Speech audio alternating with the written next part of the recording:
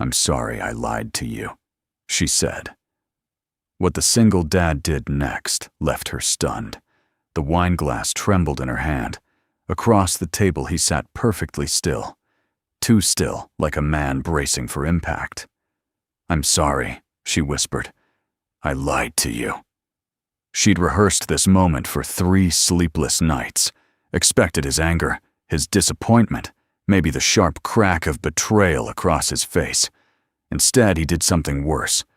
He looked at her with eyes that had already grieved, then reached into his jacket and placed something small on the table between them, a child's drawing carefully folded.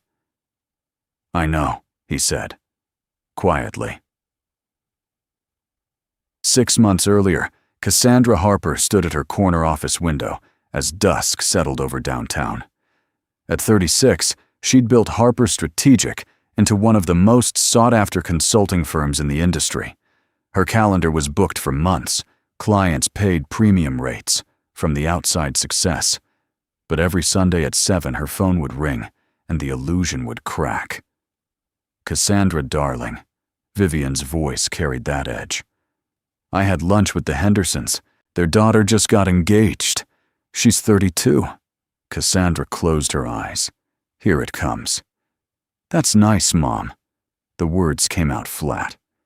"Nice. You're 36 years old. Do you know what people say? They wonder what's wrong with you. A successful woman, attractive, intelligent, and completely alone." Cassandra turned from the window. Her gaze landed on the brass compass on her desk. Her father had given it to her the summer before his heart gave out. She picked it up, felt its familiar weight. The inscription read, "True north isn't where you're going, it's who you are." She'd been 17 when he pressed it into her palm. 3 months later, he was gone. "I'm not alone, Mom. I have work, friends." Even as she said it, the hollowness echoed back. "Work isn't family," Vivian said, her tone hardening. "I'm giving you 6 months, Cassandra. Get engaged, or I'm transferring your company shares to Thomas. The board votes in January. You have until then." The line went dead. Cassandra stood holding the compass, its needle pulling steadily north, while her own life spun in circles. Across town, Blake Montgomery sat on the edge of a twin bed, decorated with glow-in-the-dark stars, listening to his 8-year-old son's nightly ritual. Theo's curly hair stuck up, despite the careful brushing after his bath. His brown eyes, his mother's eyes, were already heavy with sleep. "Dear God, thank you for Dad, and for school, and for soccer. And please, if you have time, can you send someone nice? Someone who won't leave like Mom did. Amen." Blake's chest tightened. Theo had only been 2 when Juliet died. Drunk driver rainy Tuesday phone call that split his world in half. His son didn't really remember her. Now just fragments Blake kept alive through stories. But the loss was there anyway, coded into the boy's DNA. Everyone leaves eventually. "Hey, buddy," Blake said softly. "You know you don't have to pray for that, right? We're doing okay, just the 2 of us." Theo's eyes opened, suddenly serious. "But you're lonely, Dad. You think I don't notice, but I do. You make me breakfast and pack my lunch and help with homework. And then, after I go to bed, you just sit in the dark." Blake felt something crack. How did you explain to an 8-year-old that loneliness was safer than the alternative? "I'm not lonely," he said. But the words felt thin. Theo reached up and patted his cheek. "It's okay, Dad. You don't have to pretend with me. You always say pretending is bad." And there it was. Blake had built his parenting on brutal honesty. No sugarcoating, no fake cheerfulness, no performance. It had seemed right after growing up in a house where nothing was real, where his parents faked a happy marriage for 30 years before divorcing when he was 28. "You're right," Blake admitted. "I do get lonely sometimes, but that doesn't mean I'm going to just pick somebody. If someone special comes along, you'll be the first to know." "Deal, boy." Theo considered this with the gravity of a judge. "But you have to promise me something." Blake raised an eyebrow. "What's that?" The boy's voice dropped to a whisper. "Promise you won't pick someone fake. Someone who's just pretending to like us." Blake pulled him close, breathing in soap and childhood. "I promise, buddy. No fakers. Only real." The next morning, Cassandra woke to a text from her mother. No greeting, just coordinates. "His name is Blake Montgomery, CEO widower. 1 child. Coffee tomorrow at 10. The Botanical Garden Cafe. Don't embarrass me." Cassandra stared at the message. Fury and resignation battled in her chest. This was classic Vivian. No asking, just arranging. For a moment she considered refusing. But the threat about the company shares hung over her like a blade. She could fake interest for a few months. Long enough to get Vivian off her back. Long enough to secure the shares. Then a clean breakup. No one hurt. She typed back, "I'll be there." Then called her assistant. "Mallory, I need you to do something quietly. Start looking at properties in Austin. High-end condos. Nothing permanent, just options." There was a pause. Options for what? Mallory's voice carried concern. "Exit strategy," Cassandra said quietly. "I'm doing something I'll probably regret, and I want to make sure I have a way out." The Botanical Garden Cafe sat in a greenhouse filled with ferns and flowering vines. Cassandra arrived exactly on time, wearing her first-date armor-tailored dress, low heels, minimal jewelry. Professional, but approachable. She spotted Blake immediately. He stood near a table with a small boy who bounced excitedly, pointing at butterflies on a nearby bush. As she approached, Blake turned. No performance, no social mask, just a man looking nervous, one hand resting on his son's shoulder. "Cassandra." His voice was deeper than she'd expected, warm. "I hope you don't mind. I brought Theo. I don't like hiding things from him." It was such an unexpected thing to say that she almost laughed. The boy thrust a crayon drawing toward her. "I made this last week. You build companies. That's like Legos, but with people, right?" The metaphor was so apt and innocent that Cassandra found herself genuinely smiling. "Yeah, exactly like that." She crouched down to his level. "This is beautiful. You're really talented." Theo beamed, then grabbed her hand with the unself-conscious affection of children who hadn't learned to guard themselves. "Come see the monarchs. They just came out." He tugged her toward the butterfly garden, and she let herself be led, aware of Blake following. She glanced back and caught his expression, something soft, hopeful. It made her chest ache. Over the next hour they fell into easy rhythm. Theo provided endless commentary on bugs and plants and third-grade politics. Blake asked thoughtful questions about her work, actually listening rather than waiting for his turn. When Theo ran ahead to look at a pond, Blake said quietly, "I appreciate you being kind to him. He's been asking about this for days. He trusts too easily. I worry about that." There was weight behind the words, a gentle warning. "Hurt my son, and you'll answer for it." "I can tell he means everything to you," Cassandra said carefully. Blake watched his son crouch by the water's edge. "After Juliet died, I thought I couldn't do it, single-parent, full-time business, all of it. But you figure it out. You do what you have to do." When they walked to the parking lot, Theo chattering between them, Blake said, "Would you want to do this again? Maybe dinner next week?" The question was straightforward. She should say no. Instead, "I'd like that." As she drove home, her phone rang. Vivian. "Well." Cassandra gripped the steering wheel. "It went fine, Mom." A pause. "Fine isn't good enough. I need you to make this work." The line went dead. Over the next several weeks, Cassandra maintained her strategy. She showed up for dates, was pleasant, kept distance. But Blake didn't cooperate. When Theo asked her to his soccer game, Blake said, "Only if you want to, no pressure." When she mentioned her mother's expectations, he said simply, "I don't believe in pretending.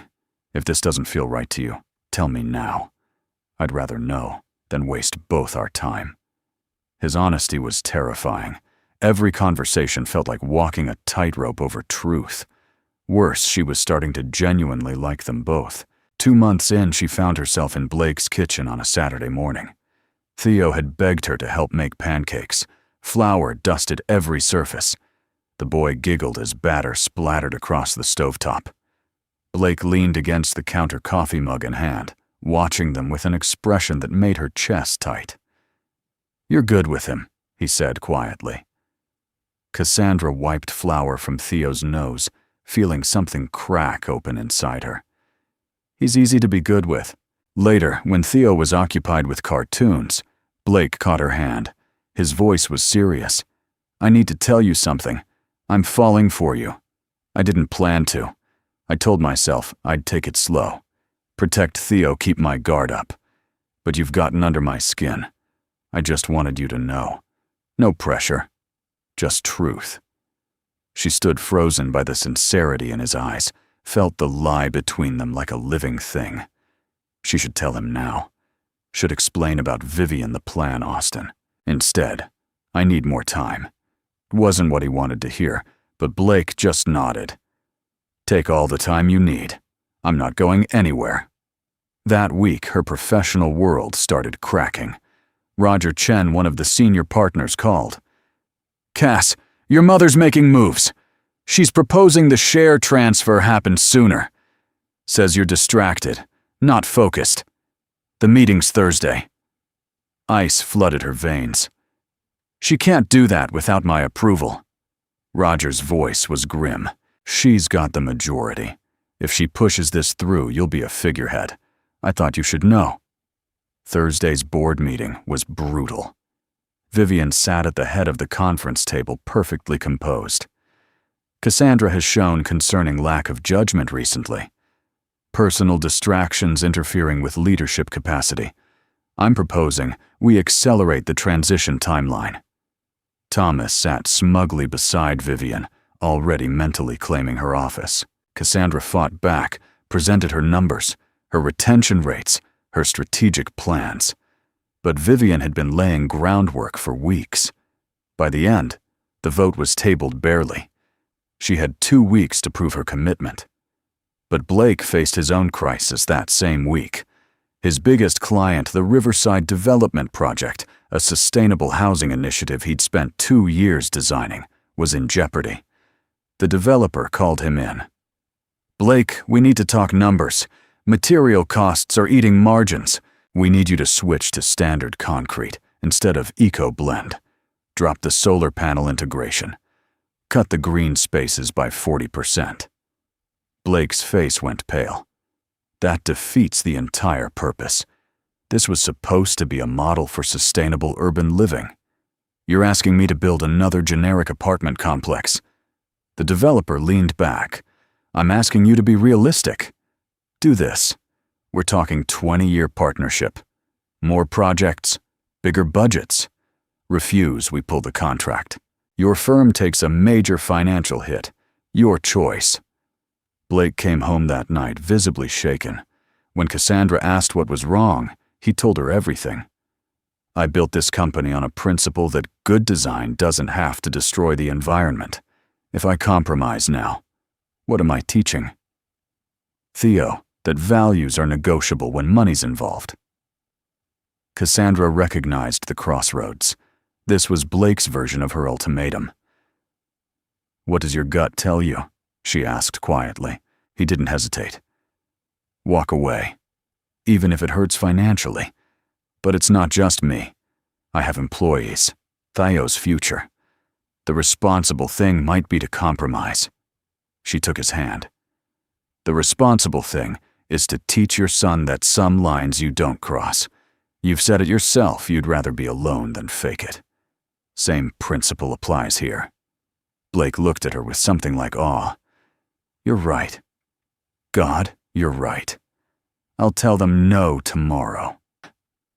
When he did turn down the contract, took the massive financial hit, Cassandra felt the weight of her own hypocrisy even more acutely. She'd counseled him toward integrity while living a lie. That night, after Blake called to tell her he'd walked away from Riverside, she sat alone in her apartment and called Mallory. "Have you found anything in Austin?" Her assistant's voice was tight. "Cass, what's going on?" "You sound terrible." Cassandra pressed her fingers against her eyes. "I'm in over my head. I told you this was stupid. I need those Austin condos. Send me the top 3 options." Mallory's frustration was clear. "This is getting out of hand. Just tell him the truth. Tell him now." But Cassandra couldn't. "I can't. You don't understand. If I tell him after 3 months after watching him sacrifice his biggest project, because I convinced him to stay true to his values," her voice cracked. "I'm a fraud, Mal." She didn't know that at that exact moment Theo was standing outside Blake's bathroom, where her call was coming through the phone speaker. The boy had gotten up for water, heard her voice, pressed his ear against the door. "I can't keep doing this. I need the Austin condo option. I have to get out before this implodes. He's falling for me, and God, I started this as a lie, and now I don't know how to make it true." Theo's small face crumpled. His hand started shaking. The glass of water fell from his grip, shattering on the hardwood floor. But he barely heard it over the roaring in his ears. Fake. It was all fake. She was leaving, just like Mom left. Blake appeared in the hallway, alarmed by the crash. "Buddy, what happened? Are you hurt?" But Theo couldn't speak, couldn't form words around the boulder lodged in his throat. He just stared at his father with huge, wounded eyes, then turned and ran to his room. Blake followed, found him face down on his bed, small body shaking with sobs that came from somewhere deep and broken. "Theo, what's wrong? Talk to me, please." He checked for injuries, for blood, finding nothing physical. The boy just cried harder, the kind of crying that sounded like something tearing apart inside. Blake held him, murmured reassurances, tried everything. Eventually exhausted, Theo fell into fitful sleep, his face blotchy, breathing uneven. Blake sat on the floor beside the bed, watching his son with growing dread. Something was very, very wrong. The next morning, Theo refused breakfast. He sat at the table staring at his cereal with hollow eyes. At school drop-off, he clung to Blake's hand in a way he hadn't since he was 5. "You're not going anywhere, right, Dad? You promise?" The desperation made Blake's chest ache. "No, buddy.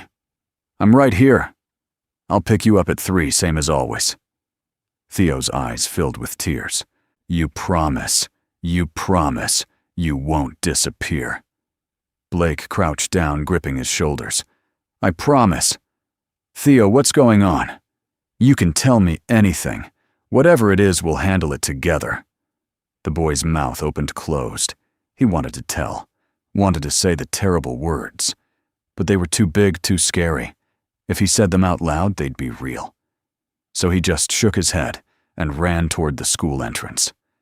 That afternoon, Blake picked him up early. At home, he made hot chocolate and sat at the kitchen table. "Okay, buddy. We need to talk about what happened last night. I can't help if I don't know what's wrong." Theo's face went white.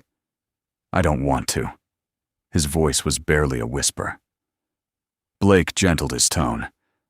"I know it's hard, but I'm your dad. You can tell me anything and I'll still love you. Nothing changes that." Tears slid down Theo's cheeks. Then, in a voice so small, Blake almost missed it. "I heard her, on the phone. She said it was fake, that she was leaving, that she started it as a lie." The words hit like physical blows. Blake's vision grayed at the edges. He forced himself to breathe evenly to stay calm for Theo, even as his own world tilted. "You heard Cassandra say that." Theo nodded miserably. "She said she needed to get out before it... He dissolved into sobs. Blake pulled him close, his own eyes burning. "It's okay. It's going to be okay, buddy." But he didn't know if that was true. Didn't know how to fix this kind of damage. After Theo finally cried himself out and settled with a movie, Blake went to his bedroom, closed the door, and let himself feel the full weight. Not just his own heartbreak, he could survive that.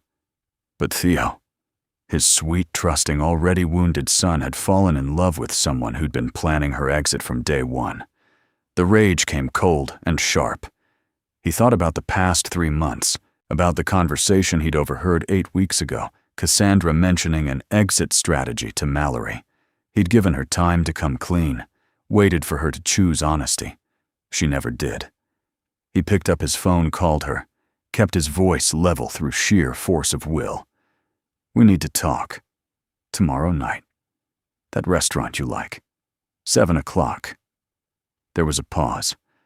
"Blake, what's wrong?" Her voice already carried dread. "Theo knows. He heard you, so whatever explanation you have prepared, it better be good."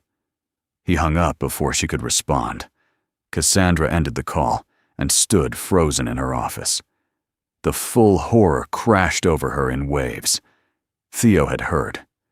That sweet, vulnerable boy who'd held her hand at the butterfly garden, who'd drawn pictures of their family. He'd heard her reduce their relationship to strategy, to exit plans to lies. She thought she might be sick. What had she done? She grabbed her purse, left work, without explanation, drove home in a daze. In her apartment, she pulled out all the evidence, the Austin condo listings, the calendar marking her exit date, the notes about maintaining distance. She stared at them like crime scene photos. This was who she'd chosen to be. Her phone rang. Vivian. She ignored it. It rang again. And again. Finally, she answered. "What, Mom?" Her voice was dead. "Cassandra, the second board meeting is Monday. You need to be prepared. Thomas has been circulating a proposal to restructure your role. You're running out of time." Cassandra looked at her father's compass sitting on the counter. "I don't care." Shocked silence. "Excuse me. You don't care about losing your company. I care about being able to look at myself in the mirror. And right now, I can't. Because I became exactly what you taught me to be, Mom. Someone who treats people like transactions. Someone who lies to get what she wants. Someone who hurts children to maintain control." Vivian's voice went cold. "Don't you dare blame me for your choices." Cassandra felt something break free. "You're right. These were my choices, and I have to live with them. But I'm done making the same ones. I'm done pretending. If that means losing the company, then I lose the company." Her mother's voice turned to ice. "If you don't show up Monday with a plan, don't bother showing up at all." Cassandra hung up. Then she sat on her apartment floor, pulled her knees to her chest, and cried. Ugly, gasping sobs from somewhere deep. The restaurant felt like a courtroom. Blake was already seated when she arrived, his face carved from granite jaw, tight with controlled fury. She sat down, hands shaking so violently she had to clasp them in her lap. "I'm sorry. I lied to you." The words tumbled out in a desperate rush. "My mother gave me an ultimatum 6 months ago: get engaged, or she'd transfer my company shares to my brother. I was desperate and stupid and terrified. I thought I could fake a relationship long enough to get her off my back, then end things cleanly before anyone got hurt. I met you and Theo, and I told myself it would be fine. I'd keep enough distance. No one would really care when I left." Her voice cracked. "But then I fell in love with you. Both of you. And I didn't know how to tell you, because telling you meant losing you. And I was too much of a coward to face that." The tears came hot and ashamed. "So I kept lying, kept planning my exit, kept pretending I'd figure it out somehow. I was going to tell you tonight. I swear that's why I asked to meet. I couldn't keep doing it anymore. But I'm too late. Theo heard me first, and she couldn't continue, couldn't breathe past the guilt crushing her chest." Blake sat perfectly still, his jaw working like he was physically restraining himself from saying what he really wanted to say. When he finally spoke, his voice was ice wrapped in razors. "I know you lied. I've known for weeks." Cassandra's breath caught. "You what?" A bitter, mirthless laugh escaped him. "I overheard you talking to Mallory about 8 weeks ago. Exit strategy, Austin condos the whole pathetic plan. I heard it all." She felt the world tilt sideways. "Then why didn't you say anything? Why didn't you confront me?" His eyes were chips of frozen brown. "Because I kept hoping you'd choose honesty. I gave you chances every single day. I opened up about my past, about my parents' fake marriage that destroyed my ability to trust anything that looks perfect. I told you the one thing I couldn't forgive was lying, especially to Theo." His voice hardened each word, precise and cutting. "I asked you direct questions. I created opportunities for you to come clean, and you looked me in the eye and lied. Every single time." Cassandra reached for his hand across the table. He pulled away like she'd burned him. "I could have forgiven you lying to me," he said, and for the first time his voice cracked slightly. "But you lied to my son. Theo's been falling apart ever since he heard you. Won't eat. Can't sleep. Asks me every 5 minutes if I'm going to disappear too. His nightmares about his mother came back. Nightmares he hadn't had in 3 years. His voice rose slightly tight with fury. He asked me this morning if he'd done something wrong, if that's why you were leaving. An 8-year-old child thinks he's not good enough because you couldn't be honest." Blake stood abruptly, his chair scraping against the floor. "You let him draw pictures of you as his mom. You heard him ask when you were moving in, and you smiled and changed the subject while you were actively planning to vanish in a few weeks. You sat at my kitchen table and watched him fall in love with you, knowing you were going to destroy him." His hands were shaking now. "What did you think would happen, that he'd just shrug it off? He's a child who's already lost his mother, and you taught him that everyone who says they love him is lying." "Please," she begged, standing too. "Please let me talk to him. Let me explain." Blake's face turned to stone. "No, absolutely not. You don't get to make yourself feel better by apologizing to a child you traumatized. He doesn't need your guilt or your explanations. He needs to heal, and he can't do that with you anywhere near him." He pulled out his wallet, threw cash on the table with more force than necessary. He picked up the brass compass. He must have brought it deliberately, placed it on the table in front of her with careful precision. "Keep it. Maybe someday you'll figure out who you actually are. But it won't be with us." Then he walked out, leaving her standing alone in a restaurant full of people who hadn't noticed a woman's entire world ending. She sat back down, mechanically staring at the compass through tears that wouldn't stop. The waiter approached, concerned, but she waved him away. She sat there for over an hour, unable to move, unable to process the full scope of what she'd destroyed. A child's trust, a good man's faith, her own integrity. Eventually, the manager gently suggested she leave. She drove home on autopilot and couldn't remember the journey. In her apartment, she sank to the floor, back against the door, and let herself break completely. The sobs came from somewhere primal, the kind of crying that left her gasping and hollow, and wishing she could disappear. She'd hurt a child. Not accidentally, not through ignorance, but through calculated selfishness. She'd looked into Theo's trusting eyes and lied. Had felt his small hand in hers and thought about exit strategies. For 3 days, Cassandra didn't leave her apartment, didn't answer her phone, didn't respond to emails. The board meeting was Monday, and she didn't care. Let them take everything. She deserved to lose it all. On the 4th morning, her doorbell rang insistently. She ignored it. The pounding continued until she finally opened it to find Vivian standing there, immaculate in designer clothes, and barely contained fury. "What have you done?" her mother pushed past her. "I've had 3 people ask me about you and Blake Montgomery breaking up. The board meeting is in 3 days. Thomas is circulating his proposal. You're about to lose everything and you can't even answer your phone."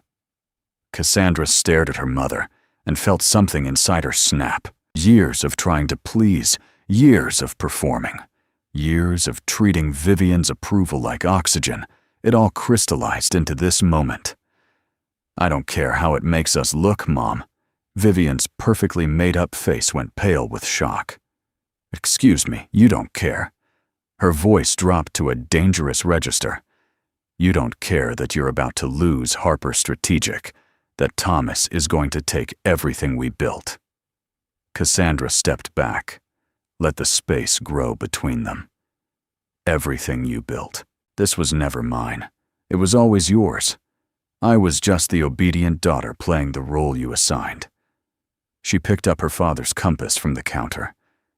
"I humiliated myself, Mom. I became exactly what you taught me to be, someone who treats people like business transactions, someone who lies to get what she wants, someone who hurts children to maintain an image." Her voice strengthened. "I lied to a good man. I traumatized his son, an 8-year-old boy who'd already lost his mother, and I did it because you gave me an ultimatum and I was too much of a coward to just tell you no." Vivian's face cycled through shock and anger. "I was trying to help you. You were throwing your life away alone at 36. Cassandra laughed a broken sound. "Alone. This is alone, Mom. Right here. This apartment where I've spent 17 years hiding from anything real. I've never told anyone I loved them. Never let anyone see who I actually am. Because you taught me that being vulnerable meant being controlled. That love was just another negotiation." She held up the compass, her father's words engraved there. "Dad gave me this before he died. True north isn't where you're going. It's who you are. I forgot that. I forgot myself trying to be whoever you needed me to be." Her voice steadied into something like peace. "But I'm done. I'm done pretending. I'm done performing. I'm done living my life according to your checklist." Vivian straightened her spine, resorting to the only weapon she knew. "If you don't show up Monday, ready to fight for your position, I'm proceeding with the transfer. I'll make sure the board votes you out completely. You'll have nothing." The threat hung in the air. Cassandra met her mother's eyes. "Then do it. Take the shares. Take the company. Take everything. I'm done making deals with my integrity." Vivian stared at her like she'd spoken a foreign language. "You can't mean that. Harper Strategic is your entire life." A sad smile touched Cassandra's mouth. "That's the problem, isn't it? My entire life is a company, and my mother's approval. Not people, not love, not truth, just work and performance and pretending."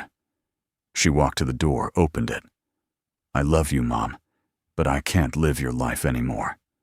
Her mother's mask cracked slightly, something like fear flickering behind the anger. "If you walk away from this, you're not my daughter anymore." The words should have hurt more. Instead, Cassandra felt almost peaceful. "Maybe I never was. Maybe I was just another project you couldn't complete to your specifications." Vivian left without another word, and Cassandra closed the door on that chapter of her life. That afternoon, she called her therapist. Dr. Rivera had been suggesting intensive sessions for years. Now Cassandra had nothing but time and wreckage. "I need help," she said, when the doctor answered. "I've destroyed everything that mattered, and I don't know how to live with what I've done." Over the next 2 hours, she laid it all out. The ultimatum, the lies, Theo's devastation, Blake's rejection, the company imploding. When she finished, Dr. Rivera was quiet for a long moment. "What do you want from this, Cassandra? Forgiveness from Blake to win him back?" She considered the question with brutal honesty. "I want to be able to look at myself in the mirror. I want to make amends to Theo, even if he never speaks to me again. I want to prove I can stand by my values, even when it costs everything. I don't know if Blake will ever forgive me, but I need to become someone who deserves forgiveness, whether I get it or not." Dr. Rivera made a note. Those are good goals. Hard ones. Real change isn't fast. It's not a few grand gestures. It's showing up every day and doing the work even when no one's watching. Are you ready for that? Cassandra gripped the compass. I have to be. The sessions over the next weeks were brutal. Dr. Rivera asked hard questions. You can't love someone else until you stop running from yourself. What are you more afraid of, losing Blake and Theo, or proving your mother right about you? The question landed like a punch. She'd been terrified of proving Vivian right, of being the kind of woman who ended up alone because she was too broken. So she'd created a self-fulfilling prophecy. In their 5th session, Dr. Rivera asked about her father's death. Tell me about the day he died. All of it. Cassandra's hands went cold. Why, it was 17 years ago. The doctor's gaze was steady. I think it's the foundation of everything we're talking about. So Cassandra told her. About the call from the hospital. About sitting in traffic willing cars to move. About arriving 10 minutes too late. I didn't get to say goodbye. Didn't get to tell him I loved him one more time. One minute he was planning college visits with me, and the next he just wasn't. The tears came unexpectedly, 17 years of buried grief finally surfacing. After that, I shut down, built walls so high nothing could hurt me like that again. And my mother, she wouldn't grieve, just threw herself into work, into making sure everything looked perfect. I learned from her. Grief is weak. Vulnerability is dangerous. Control is survival. Doctor, Rivera handed her tissues. And now, what do you believe? Now, Cassandra wiped her eyes. I believe I've been hiding for 17 years, and I'm exhausted. On Monday, the board meeting happened without her. She didn't show, didn't send a proxy, didn't fight. Roger called afterward. They did it. Vivian pushed the transfer through. Thomas has your voting shares. You're still technically on the board, but you don't have decision-making power. Cassandra felt surprisingly calm. It's okay, Roger. It was always going to end this way. She rebuilt slowly. Smaller consulting clients, projects aligned with her values. Money wasn't great, but she could sleep at night. And she kept going to therapy, working through 17 years of walls. One morning, weeks after everything fell apart, she called Blake. Her hand shook. I know you don't want to hear from me, but I need to ask permission. Theo's school needs reading volunteers. I'd like to help. Not to see him, I'd work with different grades. But I won't do it without your okay. Long silence. Then, why? She took a breath. Because I can't undo what I did. But I can show up, do the work, become someone who keeps promises, whether you ever forgive me or not. Another pause. Fine. But if I see one sign you're using this to manipulate your way back in, she cut him off gently. You won't. I promise. She volunteered for 8 weeks, stayed in first-grade classrooms far from Theo's 3rd grade. Other parents started to know her. Staff appreciated her consistency. She was proving something to herself, that she could give without taking. Week 9, she was leaving when she saw Theo in the hallway. He spotted her, froze. She gave a small wave, didn't approach. He turned and ran. It hurt, but she understood. Week 10, Blake confronted her in the parking lot. What's your angle? She met his eyes. No angle. Just showing up. He studied her face for a long moment. The school coordinator says you've been consistent, professional. That counts for something. He paused, seemed to struggle with something. Theo's class needs a chaperone for the science museum next week. Would you be willing? Her heart squeezed. If you're comfortable with that, he nodded slowly. I'll be watching. The museum trip was awkward and painful. She helped other kids, gave Theo wide berth. Near the end at the dinosaur exhibit, he approached, slowly clutching a pamphlet. Did you know T-Rex only lived 68 to 66 million years ago? His voice was tentative testing. They stood in uncomfortable silence. Then voice very small. "Why are you here?" She crouched down to his level. "Because I hurt you, and I'm sorry. I'm not asking you to forgive me, Theo. I just want you to know that you deserved better. You deserved the truth from the very beginning." His eyes filled with tears. "You said it was fake. Was I fake too?" Her heart broke. "No. Oh, Theo, no. You were the realest thing in my life. I was the fake one. But I'm trying to be real now. I'm not very good at it yet." He wiped his eyes with his sleeve. "Dad says people mess up sometimes. He said what matters is if they try to fix it. Are you trying to fix it?" Hope flared painful and bright. "Every single day. I know it doesn't change what I did, but I'm trying." He was quiet for a long moment. Then he reached into his backpack and pulled out the drawing of their family taped together carefully. "I ripped it up when I heard you, but then I fixed it. Maybe you can fix things too." She accepted the drawing with trembling hands, tears streaming. "Thank you, Theo. I promise I'll keep trying." Later, Blake pulled her aside while Theo was at the gift shop. "That was good. What you said to him." Uncomfortable silence stretched. Finally, "He's been asking if we can talk. The three of us. Coffee, neutral ground. I told him I'd think about it." He looked at her directly. "I'm still angry. What you did, I don't know if I can get past it. But Theo asked me what I'd want him to do if he made a big mistake. Would I want him to give up or keep trying?" Despite everything, the smallest smile touched his mouth. He backed me into a corner with my own parenting philosophy. "So, coffee this weekend. Theo gets to ask any questions he wants. You answer with complete honesty. No deflection. Can you do that?" She nodded. "Yes. Thank you for even considering it." The coffee shop meeting was terrifying. Theo sat between them with a list on notebook paper. "I have questions.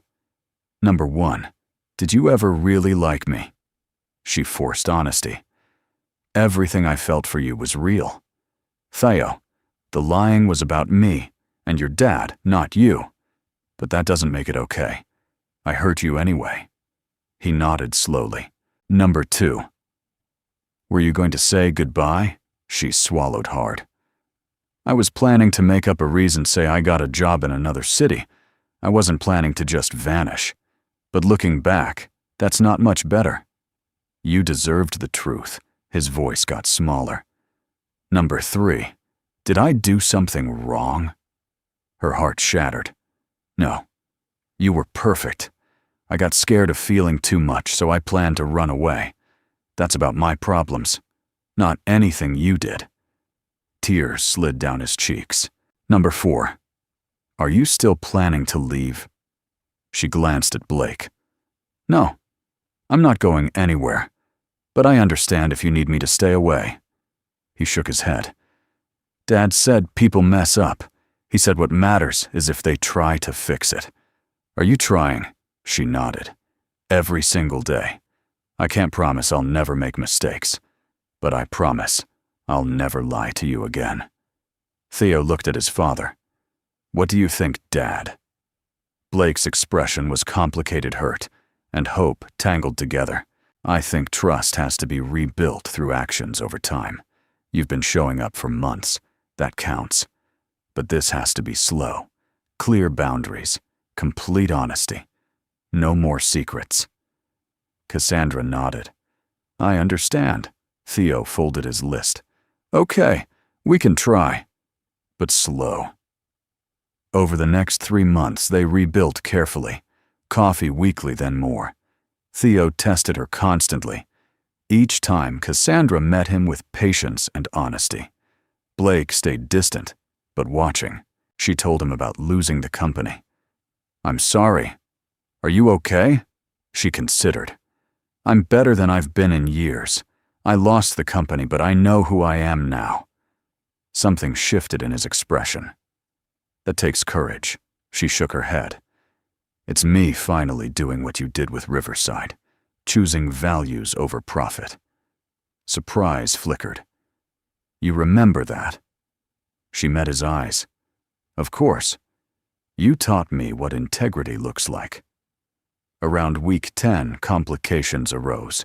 Theo's art teacher appeared in their orbit, warm, pretty kind. Cassandra saw them talking, the teacher's hand on Blake's arm. Theo ran over, grabbed Cassandra's hand hard. In the car, he was quiet. Finally. Miss Parker likes my dad. What if he picks her?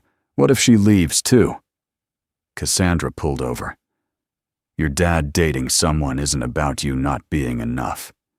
He looked at her with eyes too old for 8. You didn't stay. The words hung there. You're right. I didn't.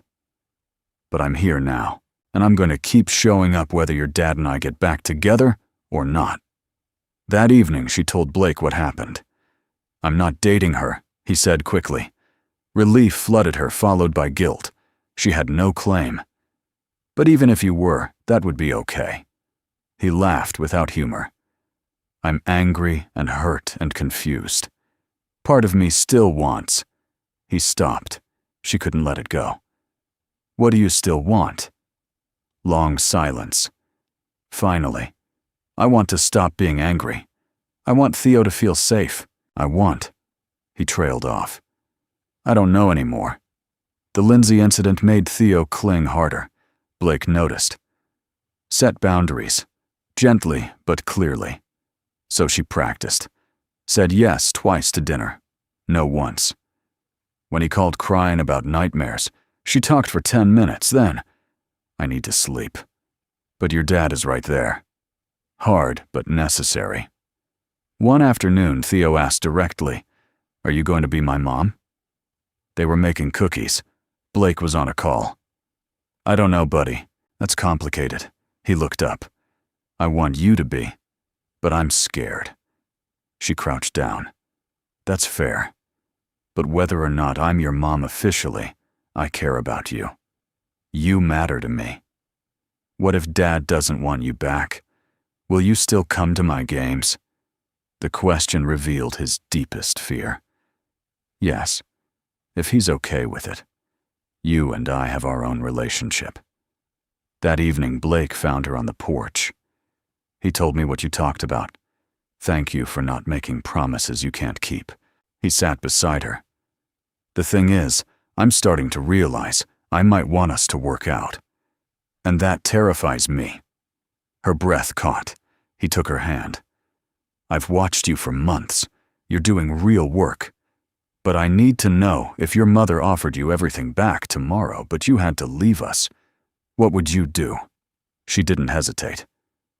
I'd choose you and Theo, not to win you back, but because I finally know who I am. He searched her face. Okay, I believe you. I'm not saying we're back together. I'm saying I'm willing to try. He wiped her tears. Keep showing up. Keep being honest. He kissed her forehead. Not her lips, but her forehead, full of possibility. 3 weeks later, Vivian appeared at Theo's 9th birthday party. Cassandra hadn't invited her. She approached. Mom, what are you doing here? Vivian held a gift. I brought this for Theo. I wanted to see if you're okay. Vulnerability showed. I'm better than okay. But this is private, not appropriate. Vivian nodded. Can I say something? Cassandra crossed her arms but nodded. I've been thinking. Your father would be so disappointed in how I handled things after he died. I don't know how to fix this, but I wanted you to know I'm sorry. For the ultimatum, for trying to control your life. Tears appeared. Cassandra felt her throat tighten. I appreciate that, but I need space.